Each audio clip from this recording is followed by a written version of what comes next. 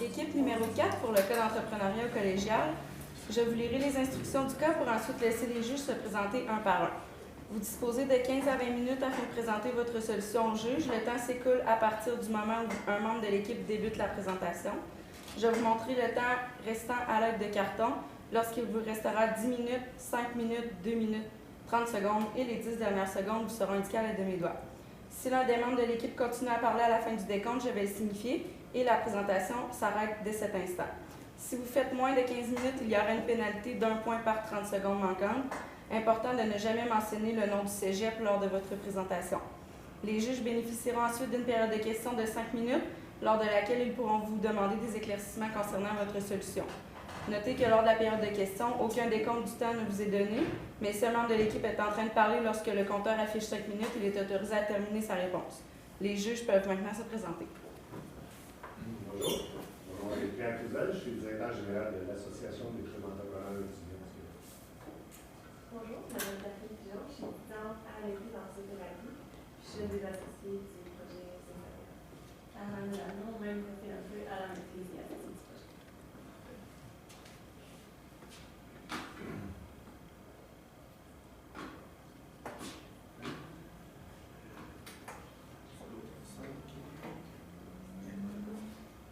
C'est pas ça? Je peux pas plus vite. Désolé, on va terminer. C'est juste barré. C'est bien ça, ça. La première et la dernière sont barrées. Donc, on voit pas notre titre, mais c'est pas grave. On va quand même commencer. On va s'arranger de même. Donc, bonjour. Se lancer en affaires, c'est un peu une course entre le lièvre et le lapin. Souvent, entre le lièvre et la tortue, désolé. Bien sûr, on peut se lancer en fusée sans même regarder, puis juste penser, pitcher notre idée, puis partir sur le marché du travail. Ou sinon, on peut y aller un peu plus lentement, puis peut-être que notre idée va prendre de l'ampleur et d'être de meilleure envergure. Donc, c'est pour ça, nous pensons que vous nous avez contacté aujourd'hui. La firme Jack, donc, qui est composée de Catherine Levasseur, Jessica Luneau et moi-même, Antoine Fortier, pour répondre à votre questionnement. Donc, Non, excuse-moi, c'est la peur, on va désolé. C'est sûr qu'on ne va pas pratiquer, donc on va y arriver. Pour ce qui est du mandat, c'est bien simple. Vous vouliez qu'on fasse une approche marketing à l'intérieur d'un an, donc vérifier qu'est-ce qui serait parfait pour votre marketing. Ensuite, trouver une stratégie pour concurrencer. Donc, encore une fois, c'est un peu une relation avec le marketing. Dans la clinique, pour vous différencier de la clinique privée à Montréal.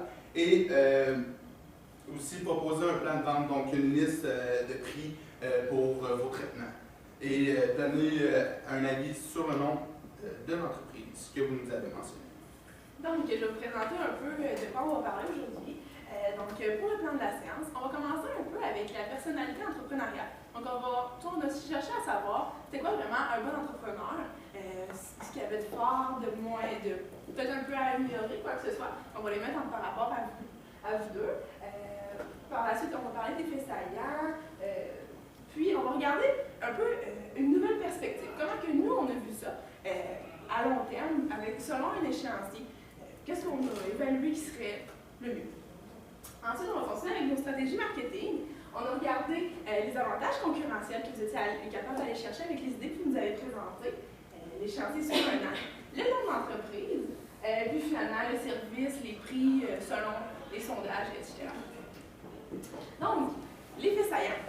Si on regarde un petit peu, une bonne connaissance du domaine, vous l'avez tout à fait, je veux dire, vous étudiez là-dedans, vous êtes super impliqués, c'est merveilleux. Pour vraiment aider aux travailleurs, j'ai vu que dans votre entourage, vous aviez vraiment décelé un besoin, quoi que ce soit, puis on a regardé là, les statistiques fournies et c'est super. Donc, Catherine, on a vraiment vu que tu avais beaucoup d'entre-gens. Puis pour toi, Caroline, c'était plus le leadership. Ensuite, c'est ça, on a regardé au niveau de la santé. Vous aviez l'air d'avoir une belle complicité, donc une amitié. Vous cherchiez l'équilibre entre les deux, vraiment par rapport à la vie et votre corps. La clinique mobile, très bonne idée. Puis l'innovation justement de cette idée.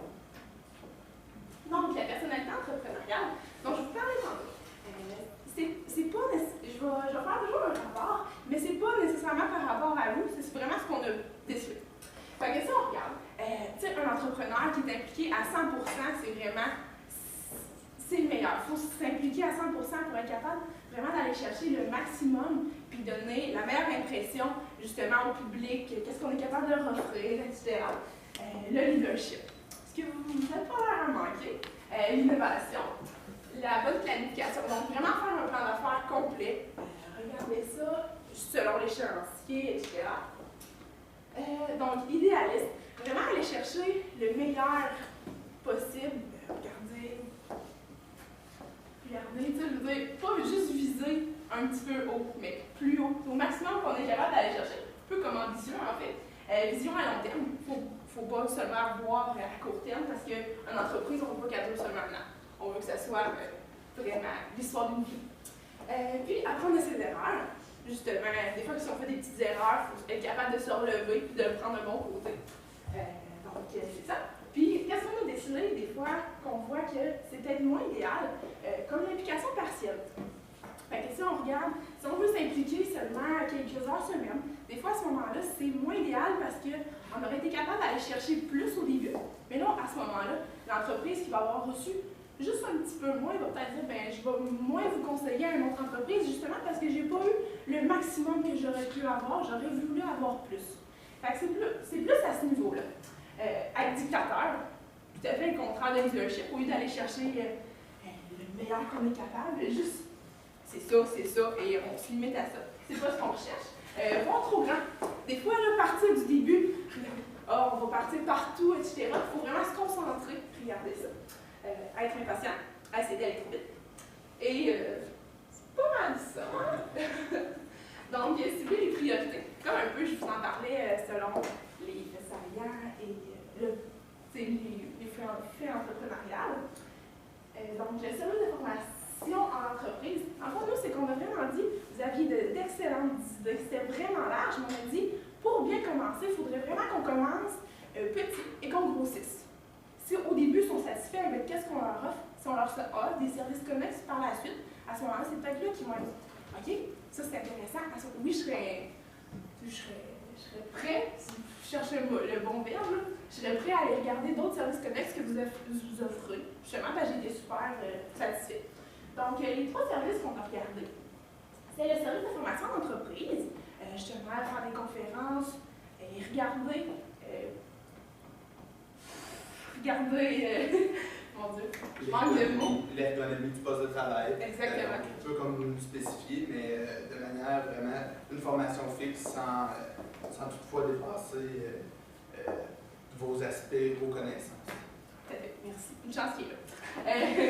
Ensuite, la clinique fixe. Ce qu'on a pensé, on va vous décrire un petit peu. La clinique fixe, on s'est vraiment dit, oui, on veut regarder un service de formation d'entreprise mobile, regarder ça avec eux, mais aussi avoir une clinique fixe pour, par la suite, aller chercher nos clients s'ils veulent vraiment avoir un service personnalisé, avoir un point. Puis c'est aussi un endroit où que les clients qui ont entendu bouche à oreille peuvent rechercher, par exemple, sur Internet, adresse de justement, physiothérapeute. Puis dire oui, je vais aller me présenter là, je vais aller rechercher ce que j'ai besoin, je vais aller chercher les informations que j'ai besoin si je veux y aller après ça. Et finalement, le service d'urgence mobile. Donc, regardez, si vous vouliez vraiment vous promener à être disponible pour tous. Donc, s'il y a une urgence, quoi que ce soit, ça peut toujours être négocié avec les employeurs. Mais vraiment, y aller, oui, on est disponible, on va aller sauver du temps, de l'argent pour l'entreprise et aussi pour le blessé. Donc, on vous a établi un échéancier pour la première année.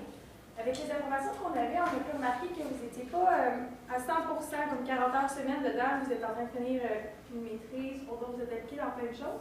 Donc, logiquement, c'est un échéancier qui en temps normal pourrait prendre 2-3 mois, mais vu que vous mettez un 15-20 heures semaine, on vous l'échéancier sur un an. Parce que tant que vous n'êtes pas prêt à mettre un 40, 50, 60 heures, ça ne vaut peut-être pas la peine de mettre beaucoup d'argent et beaucoup de démarches pour ne pas être capable de satisfaire la clientèle, parce que probablement vous allez en avoir une parce que vous avez de l'entregère, vous avez du leadership, puis vous allez attirer du monde. Je suis pas mal sûre. Donc nous, on vous suggère de commencer par un plan d'affaires qui soit bien établi, pour être sûr de savoir vers où vous allez, qu'est-ce que vous allez faire avec ça. Donc par la suite, il faudrait s'inscrire au registre des entreprises. On a vu que vous souhaitiez le faire durant la 3e année. Par contre, on vous suggère de le faire dans la première année, en sachant vraiment toutes les informations que vous voulez. Comme ça, c'est quand même une démarche qui prend un certain temps, puis ça serait déjà fait, puis c'est pas perdu. Comme ça, votre nom est déjà enregistré, il n'y a pas de problème après, il n'y aura pas de quelqu'un d'autre qui va prendre ce que vous voulez. Par la suite, on vous suggère un rendez-vous avec la banque, parce que si vous voulez acheter de l'équipement, faire des actions pour votre entreprise, il va vous falloir un prêt probablement. Donc, avoir une rencontre avec un plan d'affaires établi va vous permettre d'avoir accès à une marge de crédit. Ensuite, on vous suggère d'avoir une rencontre avec un graphiste. Dans les documents, on n'a pas vu que vous aviez de logo. Je ne sais pas s'il existe, je ne sais pas s'il n'existe pas. Donc, il faudra un logo. L'entreprise est basée sur son logo. C'est sa première image, c'est ce que le monde voit. C'est important. C'est important de mettre le budget dedans aussi. Je sais que ça peut devenir cher sur le coup, mais pensez que c'est quelque chose qui peut durer 50 ans là, si vous faites une entreprise qui est durable. Donc, avec le graphiste, vous allez pouvoir avoir un logo. Il va pouvoir faire un lettrage pour vos autos, faire des modèles, faire des dépliants pour quand vous faites de la prospection, faire des cartes d'affaires.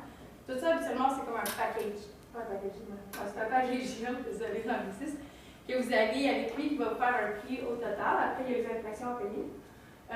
Ensuite, on vous suggère d'établir une liste de clients potentiels. Pas automatiquement d'aller prospecter et d'appeler tout le monde, mais faire moi, je veux ce secteur-là, ça m'intéresse, je pense qu'ils ont besoin de moi. Quelle entreprise qui est dans mon entourage ou qui est proche d'où je veux m'établir, que je peux contacter. En ayant déjà la liste, quand vous allez être prêt à les contacter, ça va beaucoup plus vite. Il n'y aura pas de. Vous n'allez pas perdre de temps à chercher quand vous allez être rendu prêt parce que vous allez avoir le temps avant de le faire. Puis, nous, on vous suggère aussi d'avoir une clinique fixe et non seulement mobile pour pouvoir avoir plus de services et satisfaire pleinement les clients. On vous suggère de prospecter un local, probablement dans le secteur industriel des entreprises que vous allez viser ou à proximité. Mettons, quelqu'un travaille en entreprise, finit à 4 heures, décide qu'il peut aller vous rejoindre, mais ce serait facile, ce serait sur son chemin, puis ça rendrait l'accessibilité. Une grande accessibilité. Donc, pour ce qui est de la prospection, comme je vous ai dit, c'est de dresser une liste de clients potentiels. Nous, on vous suggère de vraiment cibler pas 4, 5, 6 secteurs d'activité, mais vraiment commencer par un parce que c'est le bouche à oreille. Mettons, vous rentrez dans une entreprise, c'est là qu'on va probablement être en contact avec d'autres entreprises, puis après, en parler de vos formations, parler de vos services. Ça va vous aider avec ça. On a un petit peu étudié les entreprises. On vous suggère les entreprises de transport et d'entreposage. Transport, pourquoi? Parce que c'est des personnes qui travaillent beaucoup assis, qui n'ont pas automatiquement une structure, n'ont pas automatiquement une structure d'entreprise, pas une structure, mais un bâtiment d'entreprise. Ils travaillent dans les. Ça peut être un chauffeur d'autobus, ça peut être un chauffeur de camion qui va jusqu'aux États-Unis. Mais eux, ils sont tout le temps assis, ils n'ont pas vraiment de moyen de se mettre un siège ergonomique pour tout changer, puis ils passent des 10 heures à conduire, là, souvent. Ça peut être un secteur qui est vraiment.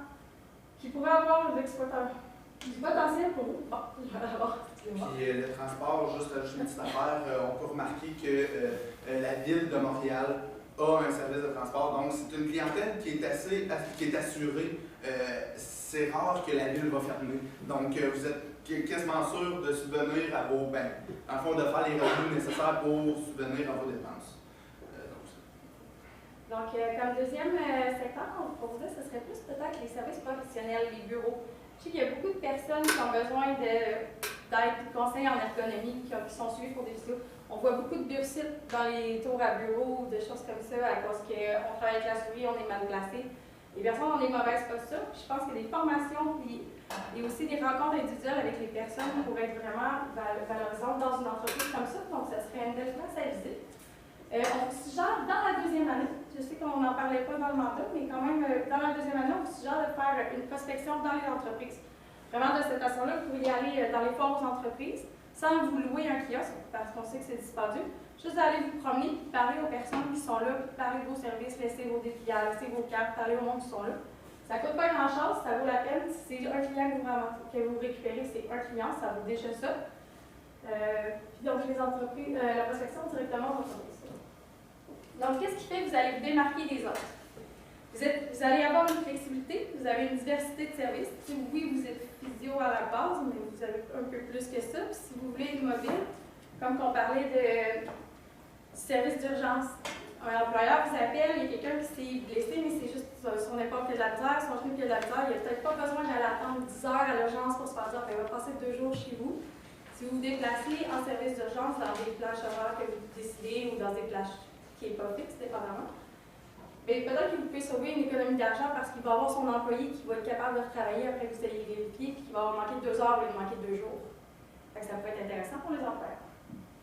Donc, vous avez nous, on a établi un prix avantageux pour les travailleurs qui vont avoir reçu votre formation. Un peu plus loin, on va voir le prix. On a un tableau avec les prix pour vous expliquer. Aussi, il y a une possibilité de faire une alliance avec les employeurs pour vous démarquer. On sait que la CSST,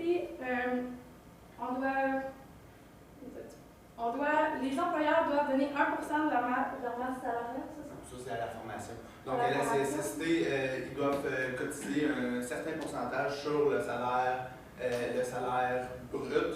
Donc, c'est ça, souvent qui va être situé entre 1 et 20 Donc, on est situé à 10 c'est ça. Donc, après ça, il va y avoir 100 employés. Nous avons fait un taux horaire environ à 100 employés à 15 de l'heure, qui fait 360 000 par mois. Donc, à 10 ça fait 7 200 à la CSST directement par mois. Et ainsi, en faisant des formations, vous pourriez atteindre une diminution de 20 du 10 qui équivaut à, qui tomberait à 8 de CSST. Et vous seriez capable d'avoir une alliance avec les employeurs pour aller rechercher une petite marge du 20 d'économie, qu'on va en mentionner un peu plus tard dans un budget. Ça fait beaucoup de chiffres, mais pour vulgariser un petit peu, c'est d'aller chercher un pourcentage d'économie que l'employeur va faire grâce à vos formations. Vite, là. Pour ne pas se mêler avec le pourcentage. Donc, vous avez aussi demandé de parler du nom de la compagnie. Le nom, on l'aime pas. C'est pas qu'on l'aime pas, c'est juste que Stratera, c'est pas quelque chose qui. C'est pas un mot français, c'est pas un mot anglais, c'est pas un mot qu'on est habitué de voir. Donc, quand tu le vois passer, tu le sais peut-être pas c'est quoi, tu sais peut-être pas qu'est-ce que ça veut dire. Donc, nous, vu que le lien est difficile à faire, le mot est dur à prononcer, on vous suggérait d'y aller vers quelque chose qui. Tu le vois, tu te fais comme, OK, oui, je comprends, ça va être l'équilibre. Donc, pour le nom, on y a passé un petit peu, c'est sûr qu'il pourrait avoir du travail, mais je crois que le yin-yang, c'est vraiment quelque chose qui est un symbole que le monde sont habitués de voir, qui signifie l'équilibre, le bien, le mal, peu importe. Donc, je pense que ça peut faire aussi un équilibre entre le travail, l'humain, le corps, l'esprit. Donc, puis aussi, en ayant le mot clinique au lieu de physio, ça vous permet de racheter des services. Si vous voulez avoir un nutritionniste, si vous voulez avoir un ostéo, vous n'êtes pas limité au physio qui est dans votre nom, ça vous permet de vous élargir. Ça se rapprochait de la clinique du travailleur que vous vouliez en barrière aussi. Là, bien sûr, on n'a pas été capable d'avoir l'information du gestionnaire des entreprises, voir si le nom y était déjà pris. C'est une affaire à considérer. C'est sûr que probablement Physio, etc., je ne sais pas si vous avez fait des recherches, mais vous êtes en mesure, avec le gestionnaire des entreprises, d'enregistrer votre nom si jamais le nom n'est pas pris et que vous désirez tout de suite le réserver avant même de partir votre compagnie. Donc, pour ce qui était des prix, à son but, ce qu'on avait pensé, c'est que lorsque vous allez donner une formation, toutes les personnes présentes à la formation dans l'entreprise ont un rabais sur votre première rencontre. Donc, en fait, il va y avoir vraiment un prix pour les clients réguliers. Donc, en ayant une clinique, ça vous permet quand même d'avoir des clients réguliers et un revenu fixe. Et avec le nom d'entreprise, ça va être un revenu un petit peu plus moindre, mais considérant que vous allez faire d'argent avec les formations, ça va vous revenir un peu dans les poches à la fin. Donc, pour les clients dans la formation, les rendez-vous avec évaluation vont être le même prix que les rendez-vous réguliers. Ça va leur faire un rabais. Souvent, quand tu dis que ça va coûter 20-25 $ de plus pour ton premier rendez-vous, ça fait un petit blocage, ça ne donne pas toujours envie d'y aller. Donc, on passerait à côté de ça. Pour les clients réguliers, on resterait à 70 $. On a choisi ce prix-là qui était un peu en dessous de la moyenne quand même parce que vous vouliez vous démarquer. On a choisi de prendre un prix de pénétration pour quand même. On n'est pas les plus bas, on n'est pas les plus hauts, on est un peu en bas de la moyenne. Ça donne envie de venir. Ça donne pas l'impression que c'est un petit peu cheap sur le bord de la rue. C'est pas une belle expression, mais ça donne l'impression que vous savez qu'est-ce que vous faites pareil. Parce que si on paye jusqu'à 40 $, c'est clinique étudiante, c'est quelqu'un qui n'a pas une formation complète et qui ne sait pas exactement dans quoi il s'en va. Donc, c'est pas mal ça. Donc, maintenant pour le budget de l'année 2, donc bien sûr l'année 1, c'est vous qui êtes encore à l'université. L'année 2, c'est là que vous commencez l'exploitation. Donc, les revenus, nous avons pensé au service donc, en clinique. Ça serait dans les alentours de 25 000. Nous avions pensé, pourquoi 25 000 $? C'est bien simple. Environ 400 rendez-vous, dont 50 qui est des nouveaux clients. Donc, c'est un peu un prix, là c'est un prix fixe, c'est sûr que ça n'arrivera pas exactement ça, mais c'est plus ou moins aléatoire. Et la formation, le 28 800, ce serait, donc, vous feriez 8 formations au sein de 2 entreprises. Vous nous avez parlé dans vos objectifs, vous vouliez atteindre, vous vouliez avoir 2 contrats au bout de 3 ans. Nous pensons qu'au bout de 2 ans, vous êtes en mesure d'aller chercher vos 2 contrats. Et ensuite, les ententes. C'est ici que la CSST, la diminution de la CSST aux employeurs vient refaire surface. Donc, vous seriez peut-être en mesure de négocier avec l'employeur un quart des revenus qu'il a fait, des économies qu'il a fait. Donc, en disant, ça va baisser votre niveau de cotisation, en même temps, vous allez être en mesure de nous donner l'argent. Donc, ça montrait à ça. Et pour les dépenses, ben, il y a vos 2 salaires qu'on a établis à 15 de l'heure. Bien sûr, c'est très variable, mais il y a quand même une bonne marge. Donc, vous allez être en mesure de rectifier le tout si vous trouvez que c'est pas assez ou si c'est trop. Ensuite, il y a le loyer. Nous avons établi environ 6 000 et l'équipement, il y a une petite erreur, c'est 4 000 mais c'est ça, c'est peut-être dispendieux 40 000, mais 4 000 c'est pour les tables, les huiles, les pansements. Et les autres dépenses, ben, c'est sûr probablement qu'il va y avoir d'autres dépenses qui vont être engendrées. Ce qui fait environ un bénéfice estimé à 50 000 Et en conclusion, nous pensons vous devriez prendre vraiment le temps de faire l'affaire suite à notre analyse qu'on a faite avec vous, suite aux explications qu'on a faites avec vous, et ne pas trop se hâter dans le fond, pas juste se pitcher dans l'entreprise sans même vérifier vos possibilités. Ensuite, comme on a dit, pas trop vous diversifier, puis ça va être des projets d'agrandissement. Donc si vous voulez vous agrandir au fil des années, ça va être possible. Et ensuite, les rabais et les économies attirent beaucoup les travailleurs. Si vous êtes des travailleurs d'usine, souvent les rabais et l'économie, ça va être intéressant. Et choisir un nom évocateur pour la population, donc que ça dit quelque chose à la population, que ça signifie quelque chose. La présentation est terminée. Merci. Donc, aviez-vous des questions, j'imagine? Oui. La dernière dire.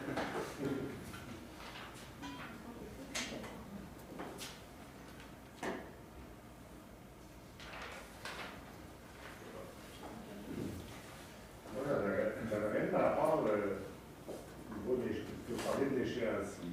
Vous parlez de l'ouvrir local fixe et tout. Quand on sait que à la base, c'est plus un service mobile dans les entreprises, d'où est venue votre réflexion par rapport à dire on fait fi de la base de l'entreprise, c'est d'aller vers les entreprises, on établit, parce qu'il y a quand même des coûts d'avoir une place d'affaires fixe. Donc, c'est bien simple. Le principe est que nous voulions toucher toutes les plages horaires des employés, car nous savons des usines, souvent, ça va être sur 3 shifts, donc 3 temps de travail, donc de 8 à 4, de 4 à minuit et de minuit à 8.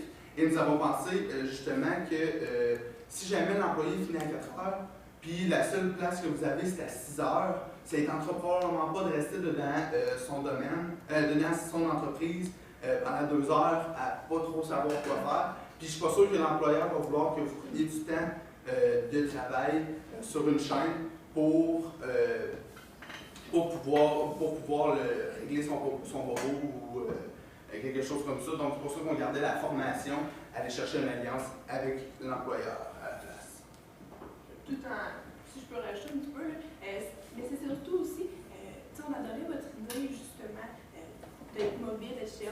Puis c'est pour ça qu'on a plus pallié avec les services d'urgence mobile. Donc si c'est vraiment quelque chose qui est urgent, à ce moment-là, oui, il est possible de se déplacer. Puis ce qu'on avait pensé, c'est peut-être prévoir, mettons, dans votre journée de travail à ce moment-là, qu'il y ait toujours quelqu'un de disponible ou vraiment une plage horaire. Faites vraiment, vous laissez quelques trous pour être disponible avec des services d'urgence. Moi, j'ai répété quelques mots, désolée. Mais c'est vraiment, on complétait les deux ensemble pour aller chercher le meilleur des mondes. Par contre, un des avantages de ça, c'est que les travailleurs qui sont blessés, ils ne sont pas nécessairement au travail. Si on établit une clinique dans un parc industriel, les personnes qui vont être en arrêt de travail vont être à leur domicile. Le parc industriel est souvent assez loin de leur domicile. Parce que ça, on restreint notre clientèle à ceux qui sont blessés, mais qui sont en travaux légers ou.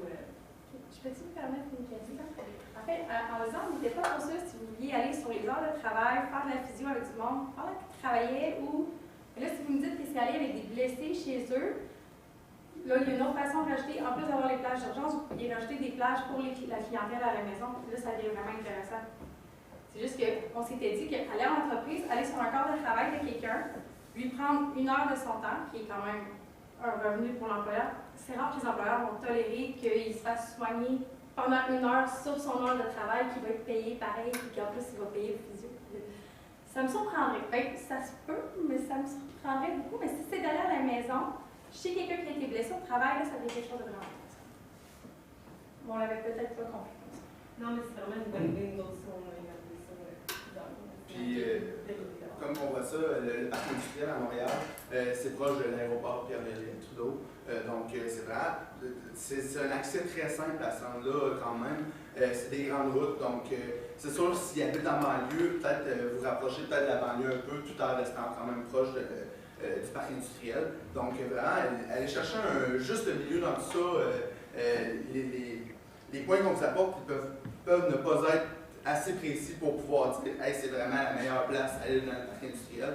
On pourrait dire vraiment juste aller chercher juste le milieu pour aller chercher tous les types de clients qui vont être souvent des employés. Vraiment ça.